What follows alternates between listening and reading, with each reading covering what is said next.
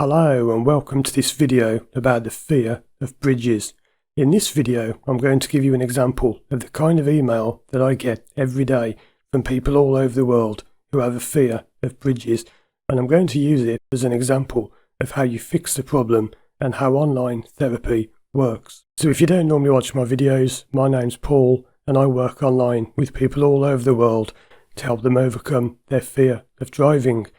In a moment, I'm going to put an email up on the screen which is typical of the kind of email I get every single day. Now, I want to make it clear that I have made this email up to keep client's identity and details private, but this is exactly the kind of email I get.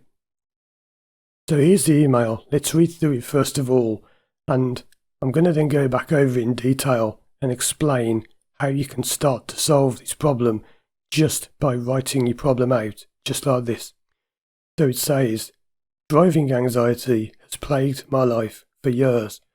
Every time I drive over a bridge, driving bad weather, at night, at speed, or somewhere new, I find it impossible to control the car.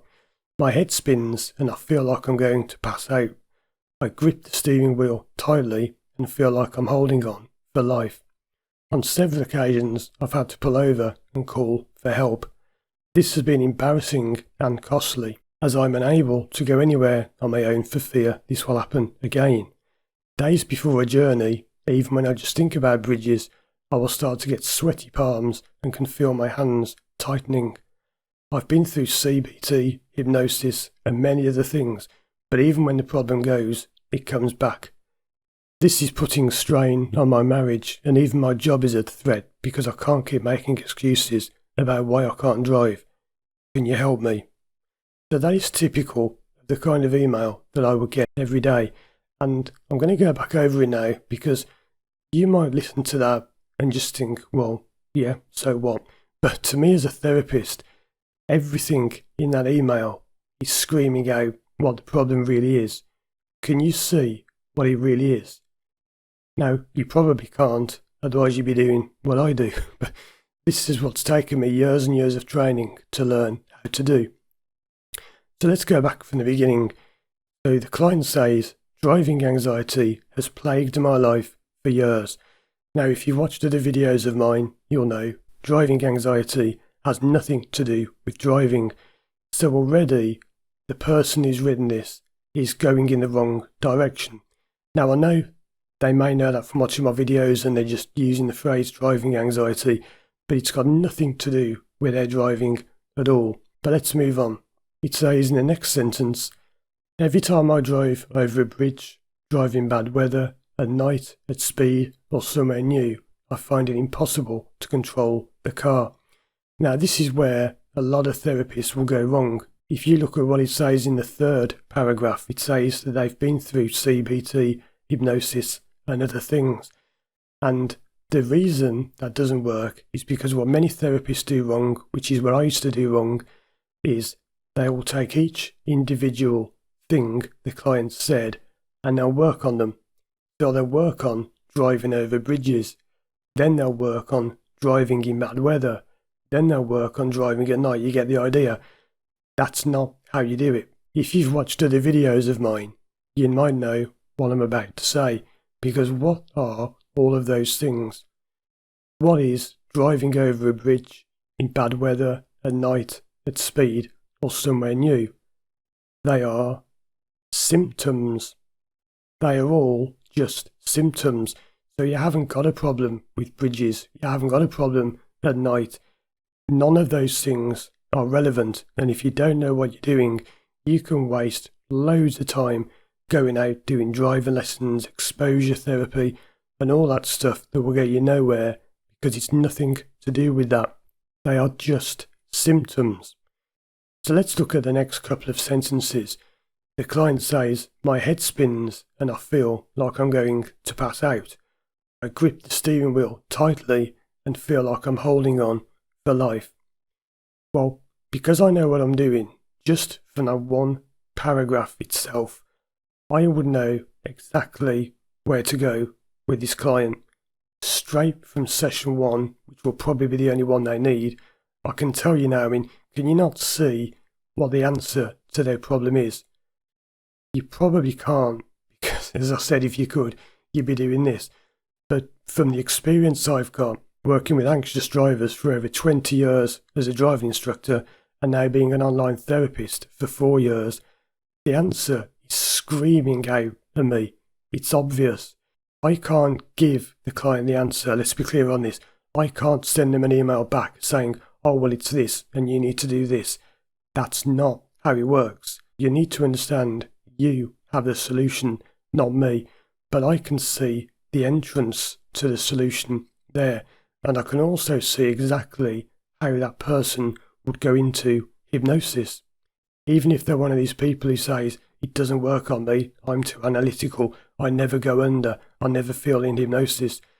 Can you not see from what they've said exactly how you would hypnotise that person? Well, it's in there, it's in that paragraph. They've already told me how to do it. And again, I don't hypnotise people, they do it themselves. And it's not the classical stuff. You don't have to close your eyes and count down a staircase and imagine magical lands and all that kind of stuff. That's not how you do it. That is amateurs who don't know what they're doing. And if you went into a session doing that with the symptoms you presented, you will get nowhere. So let's have a look at the next paragraph. The client says that on several occasions they've had to pull over and call for help. This has been embarrassing and costly. Can't go anywhere on their own for fear it will happen again. Days before a journey, even when they just think about bridges, their palms start to sweat and they feel their hands tightening. As a therapist reading that, I am just smiling thinking I've hit the jackpot because, again, the client has given me the solution.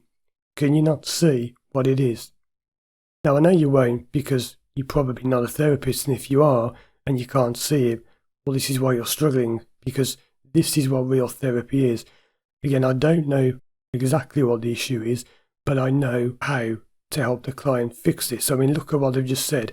In those 2 paragraphs, the problem and the solution to their problem, the reason they've got it, is screaming out. And it's funny how years ago, when I was just a driving instructor who used to go out and just do driving lessons, and I thought I knew about this stuff because I'd watched a lot of Derren Brown videos and I'd studied a bit of NLP from a book. I can tell you now, what I've learned over the last 4 years, I was miles away from the truth. I had no idea what I was doing back then. And this is the difference between a therapist who understands what they're doing and someone who doesn't. And the 3rd paragraph, which says, I've been through CBT, hypnosis, and many other things, but even when the problem goes, it comes back. Well, I know why that is. I can tell you now. It's because, first of all, I bet the therapist has been working on the symptoms. They've been working on the bridges, on the bad weather, on the night time, the speed, and going somewhere new. Got nothing to do with any of that. That's just symptoms. And if you work on the symptoms, it's pointless fixing a symptom. If you've got a cold and your nose is running, there's no point in just blocking your nose up and fixing the runny nose. You need to solve the root cause of the problem. And the reason it comes back is because you haven't got all of the problem. You see, problems don't exist in isolation. You never ever just have a problem. It links to other things. And I like to think of this a bit like the end of Terminator 2. If ever you've seen that film, where at the end the Terminator explodes, but lots of bits of the Terminator are on the floor, and they all start coming together and linking together, and the Terminator rebuilds because they didn't completely destroy it. They blew it up, they did a good job, but it's reforming and it's coming back together and it's going to come back and get you. And your problem is very much like the T-1000 who just reforms and comes back to get you. What you need to do is find every single last bit of it and sink it into that molten lava or whatever it was in the film. Not lava perhaps, but you get the idea. You need to find all the bits and destroy them all, but you actually don't destroy it. You don't destroy your problem, because what you need to understand is your fear of bridges is actually positive intention. Now that might sound crazy, but it's your mind giving you a positive intention. It's something that has positive purpose and a positive meaning behind it. And sometimes I might even say to people, we're going to destroy this part of you. You're not really, you're just changing it. You're listening to what its true intention is, and you're realizing, hey, that's what it means. An example of this is if ever you've had a cat and you keep scratching the furniture and messing all over the place. The reason they do that is not because they want to be vindictive and they want to get back at you, because cats don't have a part of their brain that can do that. We know this from studying their brain. They're doing it because they're screaming out for help. They might be ill, or maybe you're not feeding them enough or whatever. It's to get attention. So you don't destroy the cat. You work out what the problem is and you fix it. And it's the same with your problem. Work out what it really is. And this client says, this is putting strain on my marriage, and even my job is a threat because I can't keep making excuses about why I can't drive. And they finished off saying, can you help me? Well, yes, I can help you, but you have to understand, you do the work. You do the job, not me. Now, I do want to do videos where I film myself doing consultations and even sessions with clients. The problem with doing that is that it's very difficult because, of course, this is very personal, and many people I work with, understandably, want to remain anonymous. They don't want to come on camera and have thousands of people all over the world watching them talk about personal issues. So there is a chance that at the time you watch this video, I may be offering some film sessions. Maybe not, because you may be watching this years in the future. Maybe if you are, you're the Terminator. But yeah, so if you do want to film a session or film a consultation, you can ask me about that when you book. But please bear in mind, things do change over time. So I hope that video has helped you see how when you contact a therapist, it goes so deep. People think it's simple. It's like, I'm going to go to a therapist and they're just going to tell me to breathe and give me some breathing exercises and that'll fix it. No way. It goes way, way deeper than that. And this is why when you email me, it really helps if you go into detail. It's very hard if somebody just says, I've got a problem with driving over bridges. Well, you haven't really told me much there. There's nothing to go with. And then when you get into a consultation, they just sort of clamp and say, well, I don't like driving on bridges. And if you get clients like that, it's very difficult to work with them because that is the problem. You see how the problem is kind of protecting itself. It doesn't want to come out. It doesn't want to speak. You've got to be willing to talk through the situation, to talk through your problem. It's no good just going out and facing it head on. That doesn't work. And I've done a page on my website about exposure therapy and about bridges and about many other things. Watch these other videos on the screen now. And if you'd like to work with me one-to-one online from anywhere in the world, contact me through my website, firstdrive.com.